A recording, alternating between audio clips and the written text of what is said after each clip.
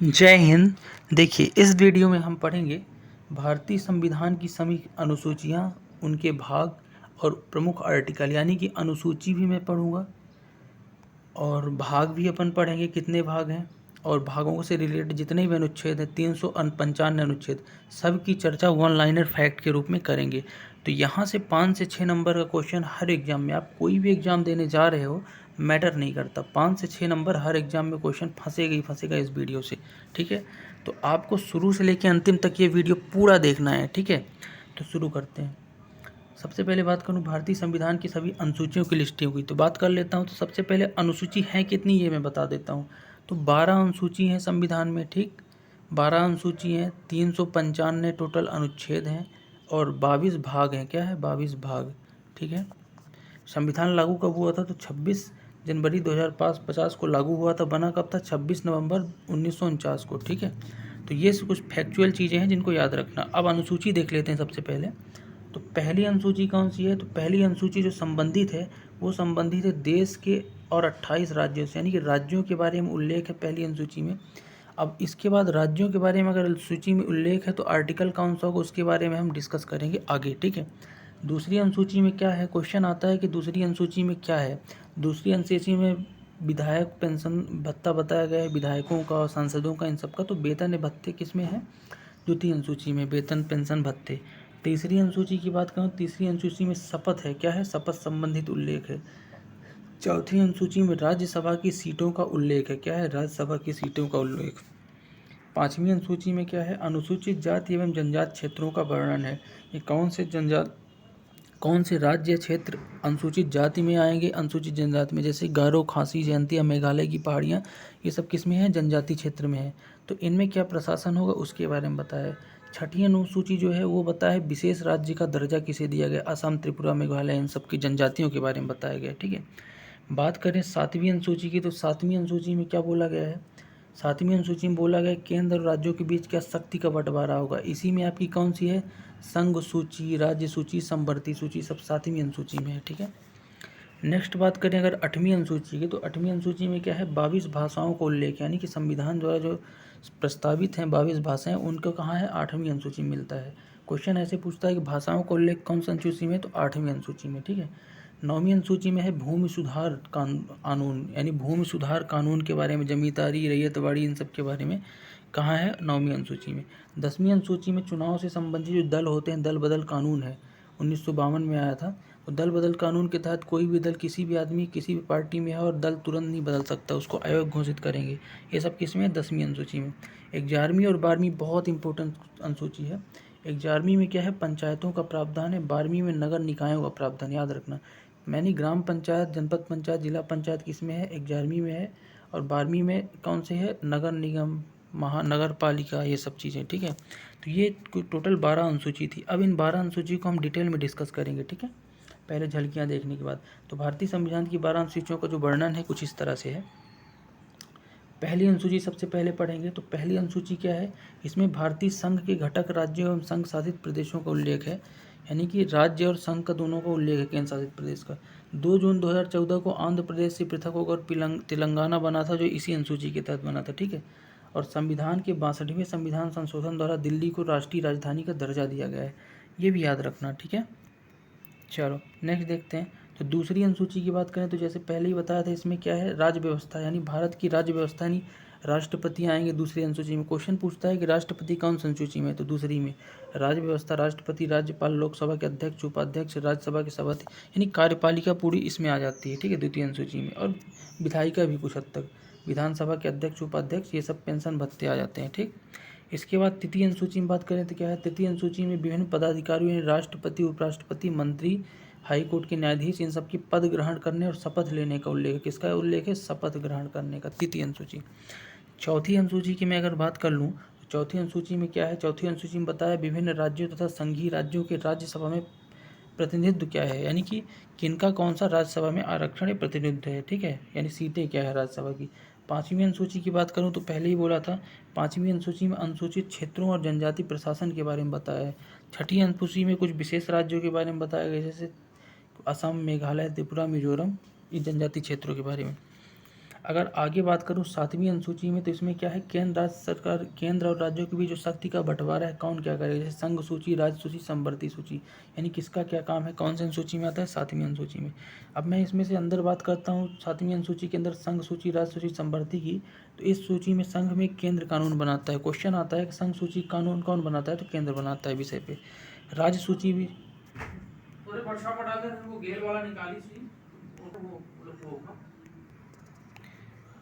Next बात कर लेते हैं राज्य सूची की। तो राज्य सूची पे कानून कौन बनाता है, राज्य सरकार बनाती है, ठीक है, काम भी राज्य सरकार ही करती है।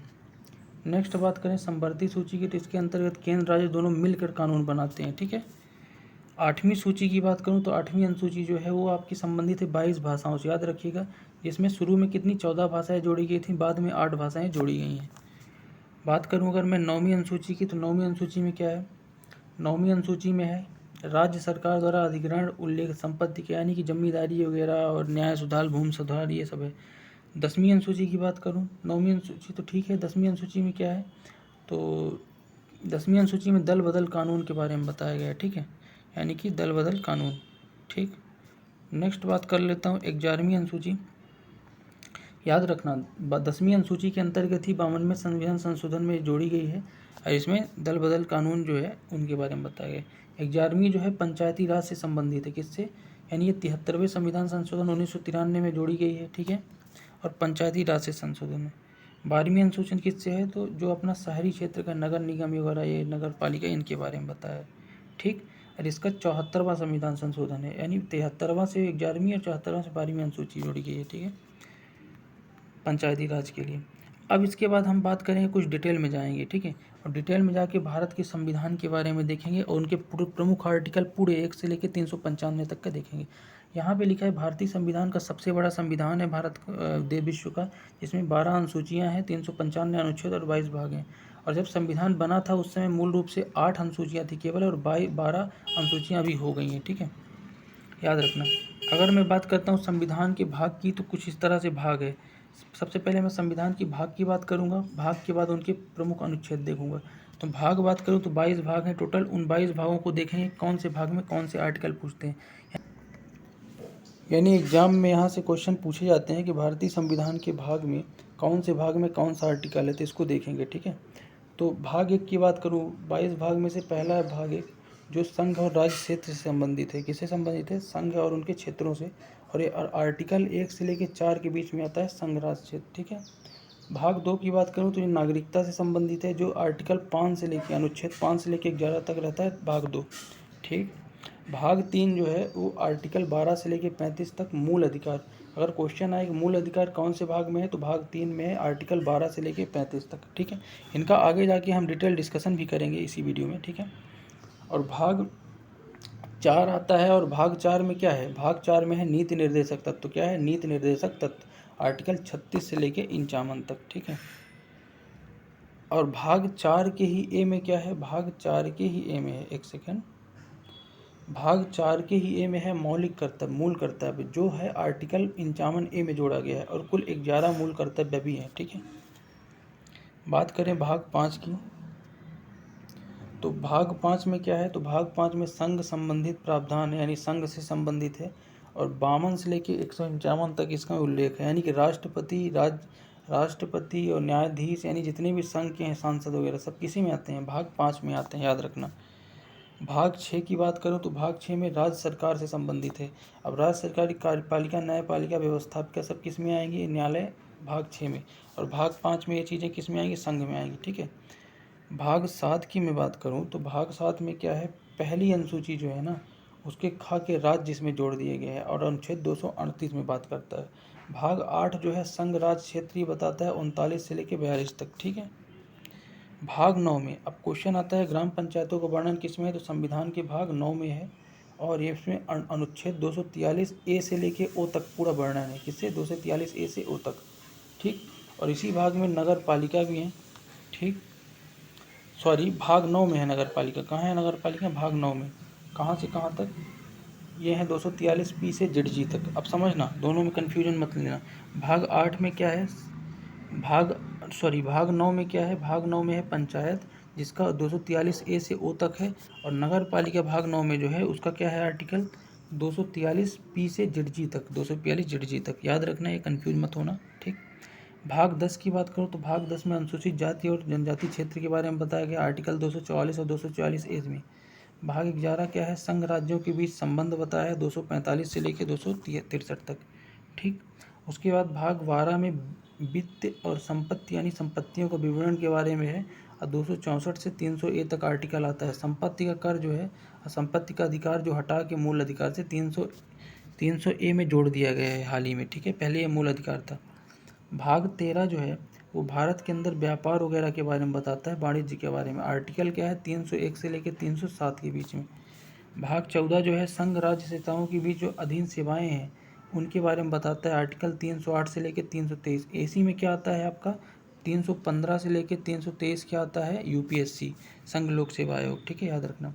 भाग 14 क्या है, अधिकरण के बारे में बताता है, कौन कौन से ट्रिब्यूनल बने हुए हैं, जैसे एनजीटी नाम सुना होगा, नेशनल ग्रीन ट्रिब्यूनल, तो ये सब केस में है भाग 323 ए बी में, ठीक है। भाग 15 निर्वाचन से संबंधित है, मोस्ट इम्पोर्टेंट। तो भाग 15 के आर्टिकल 324 से लेकर 329 तक में राज्य निर्वाचन आयोग और केंद्र निर्वाचन आयोग के बारे में बताया, ठीक है। नेक्स्ट बात करते हैं, तो भाग 16 में कुछ विशेष वर्गों के लिए उपबंध संबंध बताया है, ठीक है, 330 से 342 आर्टिकल के बीच। भाग 17 में देखो 8वीं अनुसूची में है, लेकिन भाग 17 में राजभाषा का उल्लेख है, जो आर्टिकल 343 से 351 तक है, मोस्ट इंपोर्टेंट, ठीक है। भाग 18 में आपातकाल के बारे में बताया गया है, किसके बारे में, आपातकाल, आर्टिकल 352 से लेकर 360 के बीच में 3 आपातकाल लगते हैं, 52, 56 और 60, 352, 356, 60 में। तो ये जो है राष्ट्रपति घोषणा करता है, ठीक है, मतलब लगाता कौन है, राष्ट्रपति, ठीक। भाग 19 की बात करूँ तो प्रकीर्ण के बारे में बताया है, 361 से 367 के बीच आर्टिकल में। भाग 20 जो है संविधान संशोधन की बात करता है, आर्टिकल क्या है, 368, आर्टिकल याद रखना, संविधान संशोधन कौन से आर्टिकल के तहत होता है, 368, ठीक है। नेक्स्ट बात कर लेता हूँ, तो भाग 22 क्या है, भाग 22 जो है अस्थायी संक्रमणकालीन और विशेष उपबंध 369 में है, ठीक है, सॉरी भाग 21। और भाग 22 यानी आखिरी भाग किससे संबंधित है, निरसन, हिंदी पटकिट पास से संक्षिप्त नामों से है, यानी कि जो अपना इंडेक्स है उससे 393 से 395 तक की बात किया है। अब अपन देखेंगे कि प्रमुख अनुच्छेद कौन कौन से हैं। अब बने रहिएगा वीडियो में, क्योंकि इस वीडियो से आप जो है पॉलिटी की बहुत सारी चीज़ें बहुत जल्दी डिस्कशन कर सकते हैं, ठीक है, और बना सकते हैं। तो आइए भाग अनुच्छेद जो भी है अनुच्छेद, आर्टिकल को हम पढ़ना शुरू करते हैं। तो आर्टिकल 1 से लेके हम पूरे आर्टिकल को देखेंगे जल्दी जल्दी, समय कम है, ठीक है। तो आर्टिकल 1 यानी अनुच्छेद 1 की बात करूँगा तो ये संघ का नाम और राज्य क्षेत्र के बारे में है। अनुच्छेद 2 जो है नए राज्यों के प्रवेश से है। अनुच्छेद 3 जो है राज्यों के निर्माण से है। और अनुच्छेद 4 जो है पहली अनुसूचित और चौथी अनुसूची के संशोधन और 2 और 3 के अधीन बनाई गई है, ठीक है, इसके बारे में बताया गया है। अब अनुच्छेद लेके 5 से लेके 12 तक, कहाँ से, 5 से लेके 11 तक के लिए क्या देखेंगे अपन, 5 से 11 तक नागरिकता के बारे में देखेंगे, ठीक है। इसमें संविधान के प्रारंभ में नागरिकता 5 में है, 6 में है भारत आने वाले व्यक्तियों के बारे में, 7 में पाकिस्तान जाने वाले नागरिकों के बारे में, और 8 में है भारत के बाहर रहने वाले व्यक्तियों की नागरिकता के बारे में, 9 जो है विदेशी राज्य की नागरिकता लेने वाले जो हैं, और 10 में जो है नागरिकता के अधिकार। इतना डीप में नहीं जाना है, आपको इतना याद रखना है, 5 से 11 तक जो है नागरिकता के बारे में, ठीक है। तो ये कुछ इसके आर्टिकल थे। अब इसके बाद अपन आ जाते हैं मूल अधिकार, जो बहुत इंपॉर्टेंट है। भाग 3 में जो है 12 से लेके 35 तक के आर्टिकल में मौलिक अधिकार 6 हैं, ठीक है, टोटल। तो पढ़ेंगे अपन, एक सेकंड। तो जो आर्टिकल 12 है ना, वो राज्य की परिभाषा बताता है। आर्टिकल 13 जो है मूल अधिकारों के असंगत या अल्पीकरण करने की विधियां बताता है। लेकिन 14 से मेन अपने मूल अधिकार शुरू होते हैं। तो आर्टिकल 14 बताता है विधि के समक्ष समानता, यानी कानून के समक्ष सभी आदमी समान है, चाहे कोई कितना भी बड़ा है, अगर अपराध किया है तो अपराधी समान है, ठीक है। नेक्स्ट है अनुच्छेद 15 कहता है धर्म, जाति, लिंग का भेदभाव नहीं होना चाहिए। अनुच्छेद 16 बोलता है कि लोक सेवन में सबसे ज़्यादा समान नियोजकता मिले, सबको समान अवसर। 17 बोलता है अस्पृश्यता यानी छुआछूत का अंत, 17 बोलता है। 18 कहता है कि अपनी उपाधियों का अंत होगा, जिनने किसी ने राय बहादुर की उपाधि ली है, कोई किसी की उपाधि टाइटल, तो अंत ही। आर्टिकल 19 बोलता है कि विचार अभिव्यक्ति यानी वाक अभिव्यक्ति की स्वतंत्रता, और आर्टिकल 19A में ही किसको स्वतंत्रता दी गई है, प्रेस को, यानी कि न्यूज़ वालों को, याद रखना। आर्टिकल 20 बोलता है अपराधों से दोष सिद्ध के समय संरक्षण, और आर्टिकल 21 कहता है प्राण एवं दैहिक स्वतंत्रता। आर्टिकल 21A में ही जुड़ा है, मोस्ट इंपोर्टेंट है, 6 से 14 साल तक के बच्चों को अनिवार्य शिक्षा किसमें जुड़ा है, शिक्षा का अधिकार आर्टिकल 21A में। ठीक, ये कब आया था? 86वां संविधान संशोधन 2002 में। ठीक, आर्टिकल 22 क्या कह रहा है? कुछ दशाओं में गिरफ्तारी से संरक्षण मिलता है। आपको दशा कौन सी है वो देखो। कोई आदमी का मान लो संसद का शीत सत्र चल रहा हो, मानसून सत्र, कोई सत्र, और तो उसको एक आध हफ्ते के लिए, एक आध महीने के लिए जब तक चलेगा गिरफ्तारी नहीं करने देते, क्योंकि वो संसद जाएगा।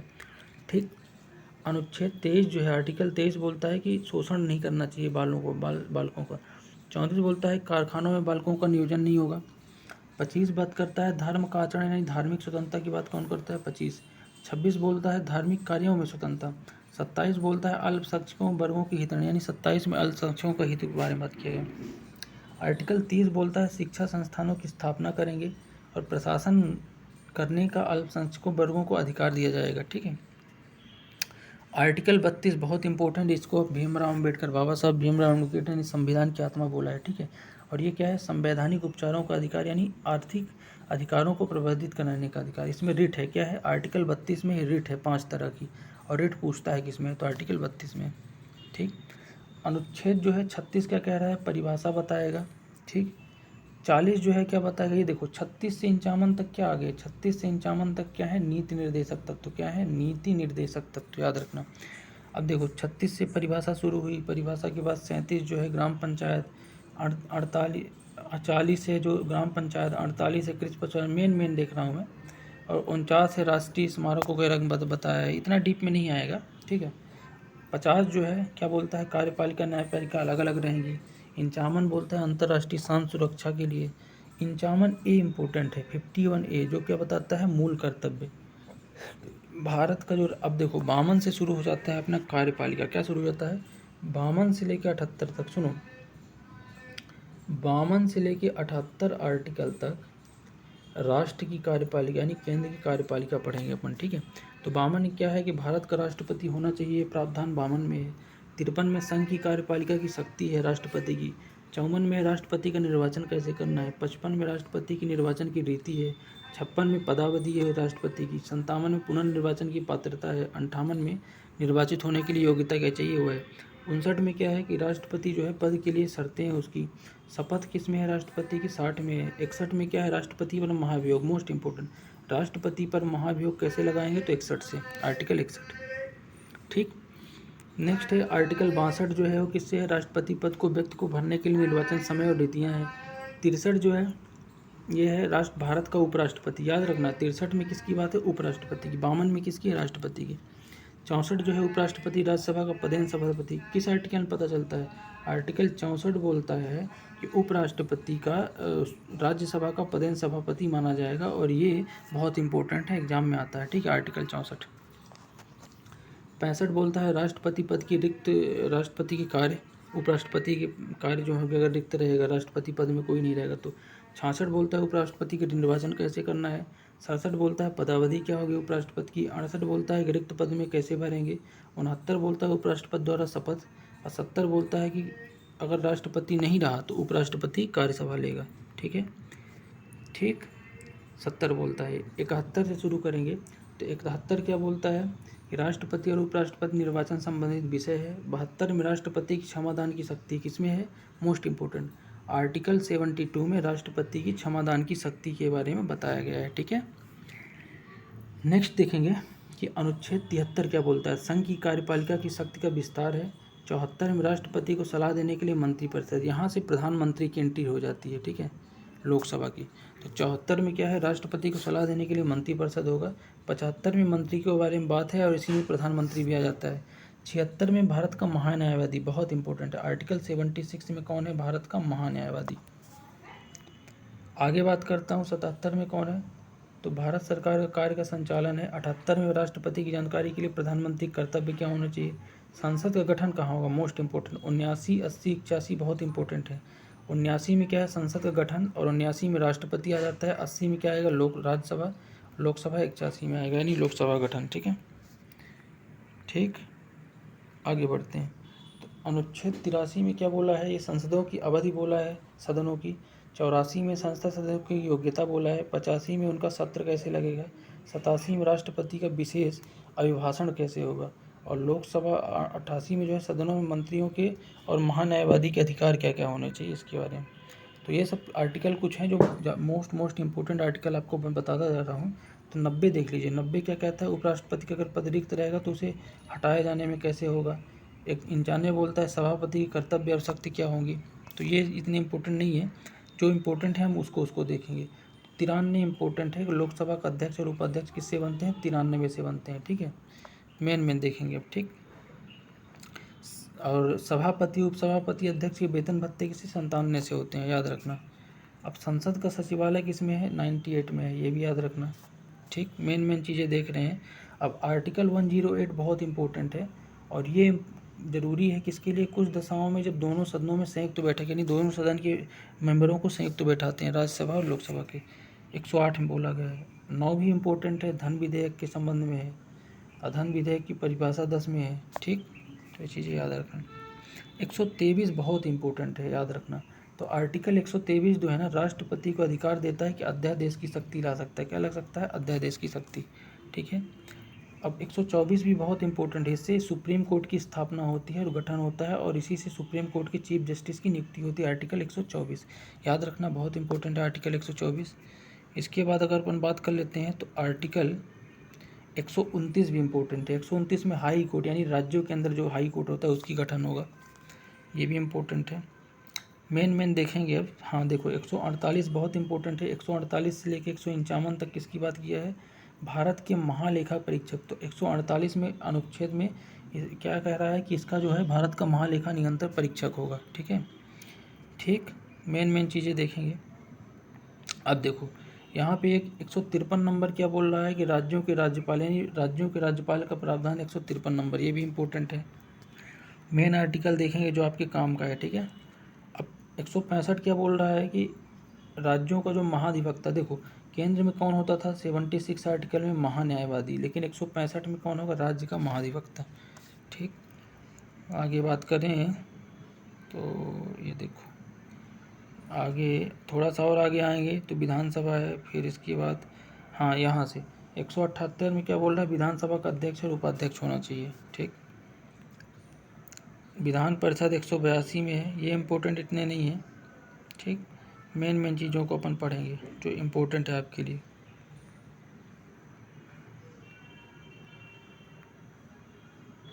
हाँ ये इम्पोर्टेंट है, देखिए आर्टिकल 231 क्या कह रहा है, 2 या 2 से अधिक राज्यों के लिए एक ही उच्च न्यायालय की स्थापना किस में बताया है, आर्टिकल 231 में। तो ये भी याद रखना। अब आर्टिकल 243 में आ जाओ, बहुत ही इंपॉर्टेंट है, मोस्ट इम्पोर्टेंट। तो पंचायत, नगर पालिका एवं सहकारी समिति जितनी भी है पंचायती राज, वो किस में है, आर्टिकल 243 में है। ठीक है, याद रखना ये। 44 में कौन है, अनुसूचित जनजातियों के बारे में बताया है। ठीक, इसके बाद जो मोस्ट इम्पोर्टेंट आर्टिकल है उनको देखेंगे।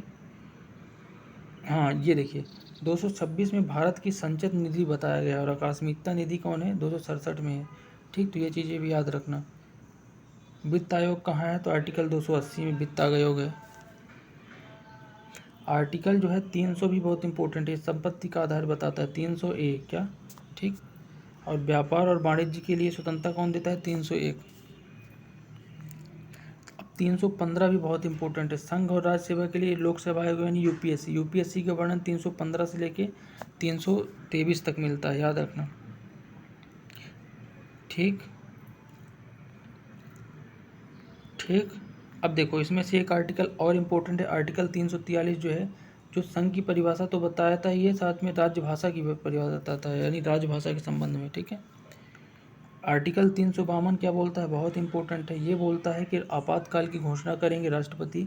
आर्टिकल 356 बोलता है अगर संवैधानिक तंत्र विफल है तो राष्ट्रपति शासन लगाएंगे, 356। और राष्ट्रीय वित्तीय आपातकाल किस में होगा, 360 में। तो ये राष्ट्रपति तीनों करता है, याद रखना, 52, 56 और 60।